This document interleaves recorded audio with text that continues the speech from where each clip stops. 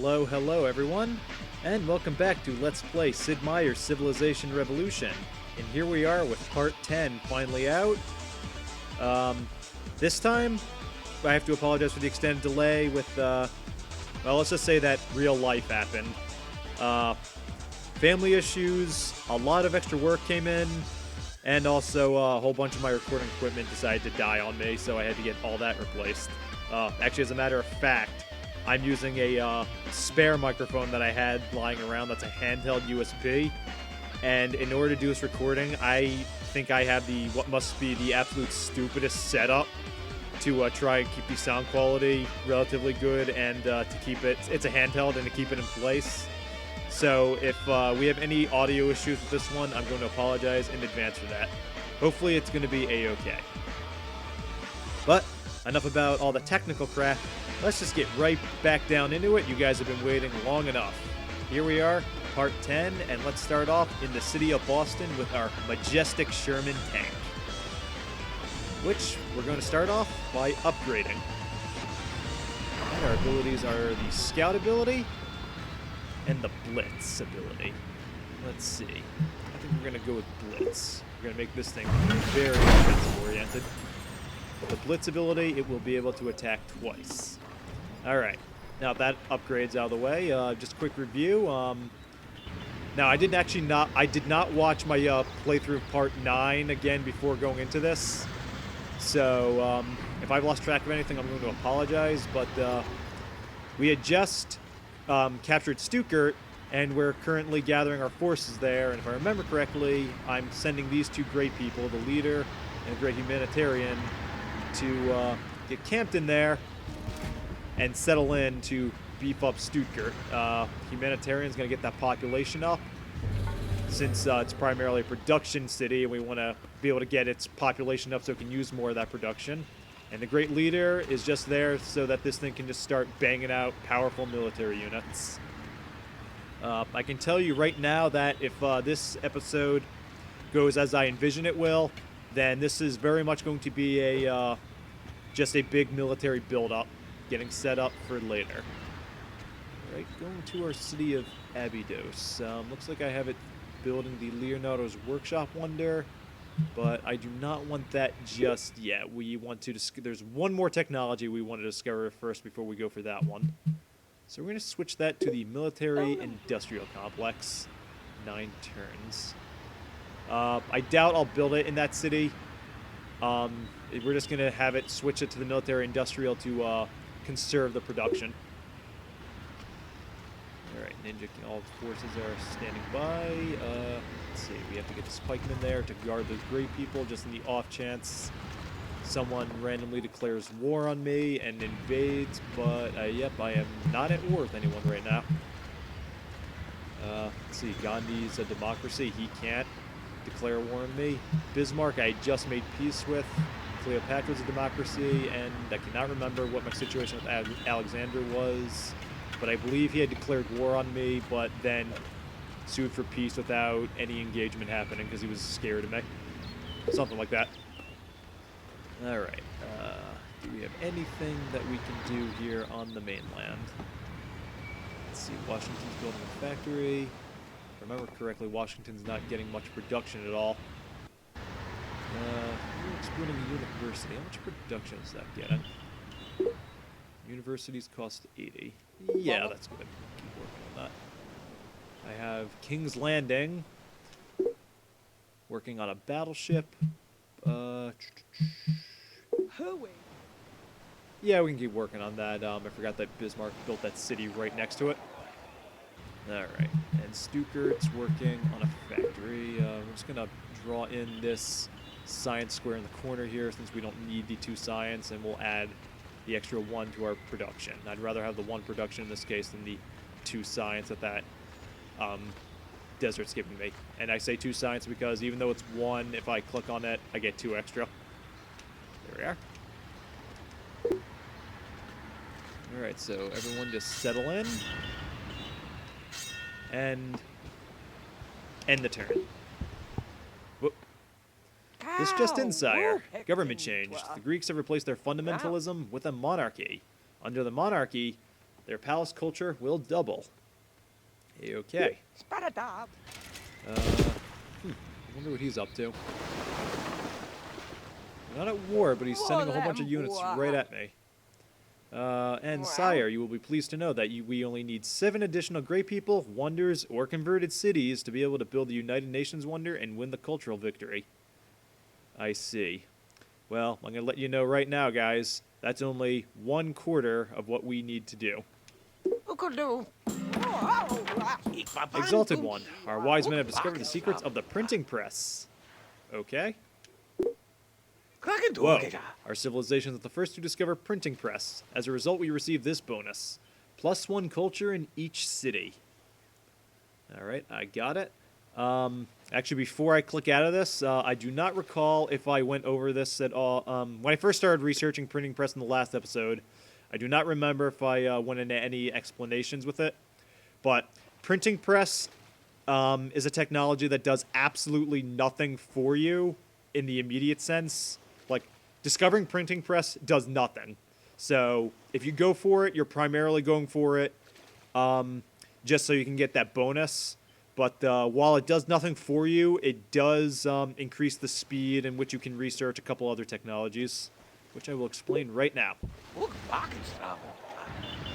take a look. What do I got here? I definitely works towards mass media. Let's go to my tech planner. Check a couple things real fast. Alright, so we have the printing press here, and it leads to... where the heck is it? Where is mass media? Ah, there it is. Yep, see, mass media is helped by the corporation if you go all the way over. The printing press. I'm going to admit, I thought communism was a part of it too, but I guess I was wrong. Nope, not at all. Industrialization and something else. Oh, university. Alright, but yeah. Printing press leads to mass media, which is a good technology. However, we have one more we want to go for first, and that's mass production. The scientist wants it so bad, and it's mainly a military technology. We can build modern infantry units. Emphasis on modern. And plus, we could use the aluminum resource. See? The modern infantry. So, let's go for it. Let's beef up our forces. And we love the King Day has been declared in Washington. Something ironic since I'm in a democracy in it and I'm a president. However, nonetheless, culture flourishes. Excellent. Oh, got some hiccups coming on. Alright. What shall we build in Boston? What's going on here?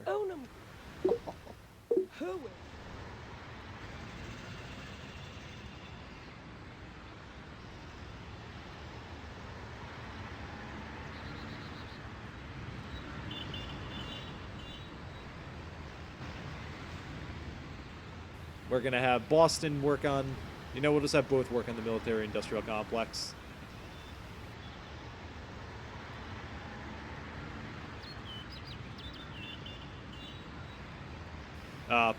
This whole mic thing I got set up is partially blocking my view of the screen. So I keep forcing myself to look directly at the mic so my voice doesn't go drifting off. Again, it's a handheld which I have taped into place. Yeah, really funny setup. Maybe we should take a picture of it and show you guys. There'll be a time and place for that later. I've been taking enough pictures, as you've seen from that those Canon 5D Mark II videos I've posted. All right. Well, let's see what's going on here in New Orleans. The bank has been built, and that X4 times 4 gold in the city. Alright, we could go for the aqueduct, but we're going to focus on a wonder. Actually, let's go for the East India Company. And what does that do for us? It costs 200 production. If we build it, we will receive 1 plus trade from C-squares. That is until another civilization discovers flight. So to put some, explain that, all my C-squares, as you see, 2 science, and there's a food on each of them because... Actually, no, let's go to this. All right, here we go. Let's make this, let's go for a little more visual aids here. C-squares. We have 2 science normally, and there's a plus food there because New Orleans has a harbor built in it. So, if East India Company is successfully built, all my cities, any city that I control, will get +1 trade from the C-squares. So that means we won't have 2 beakers on each of them. We will have 3. So for all science that is outside the city in the water, it's a 50% increase. 2 beakers now, but once East India is completed, it will be 3. However, if we want to take advantage of that, we're just going to have to pray that no one discovers flight anytime soon. Alright, and back over here to Stuttgart. So we'll get our pikemen in here. Going to take our great leader. And we are going to settle David in Stuttgart. Next, we're going to put Eli Whitney and settle that great person into Stuttgart as well, where 50% food production, or let me rephrase that, 50% population growth, as the game puts it, will happen in the city. So we'll get citizens 50% faster than we would without it. Which is good because Stuttgart's only getting 2 food per turn because it doesn't have a courthouse to any other food squares. So it's a pretty desolate city. I could rush that factory now, but I do want to wait a few turns. Actually, what's our golden take? Like 200 per turn? Yeah, once we hit 2,000. Once we hit 2,000 gold, I'm getting 211 a turn, and I have 1538. Once we hit that 2,000 mark, I will rush the factory in Stuttgart. Alright, let's see, we got this battleship fleet here. Let's see, yeah, so Greek galleon, 19.5 against 2 if I really wanted to attack. But we're not at war, so I choose not to. And King's Landing, we're just going to have you keep working on 1 more battleship so we can make a fleet. But that'll be a few turns off, so for now, let us end the turn. Okay, those knights are retreating, and that galleon's running away. Interesting. And this just in, sire, a government change. The Indians have replaced their democracy with a monarchy. Everyone's going monarchy. It must be the cool thing these days. Under a monarchy, their palace culture will double. And the culture of our great people has allowed the great person Henry Ford to appear in the city of Abydos. We develop 4 additional great people, wonders, or converted cities. We will be ready to build the United Nations and win a cultural victory. So we're very close to that victory type. However, again, as I said, we've got a lot more we've got to do. I believe I've addressed this in some comments earlier. I intend to show you guys, once we hit the last episode, all 4 victory types. A domination, cultural, an economic, and a space victory. Alright, let's see. Let's have Hyderabad here work on a harbor. And Washington can just keep working on the factory. I will, I'll rush that again later once I hit 2,000 gold, pardon me, because there's a very nice milestone I want to get there. Alright, so forces focusing there, and I believe we're going to, what do we got here? So just the 2 great people I put in there, and no buildings yet. So let's do ourselves a favor. And we're going to move Henry Ford here. I believe that's Henry Ford. And I'll find out on the next turn. First, we'll put the pikemen on him, just to be safe.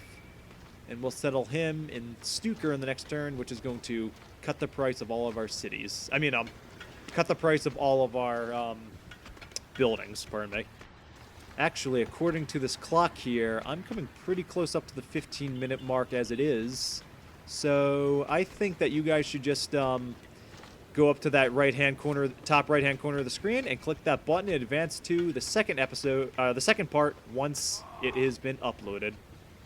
I'm not going anywhere.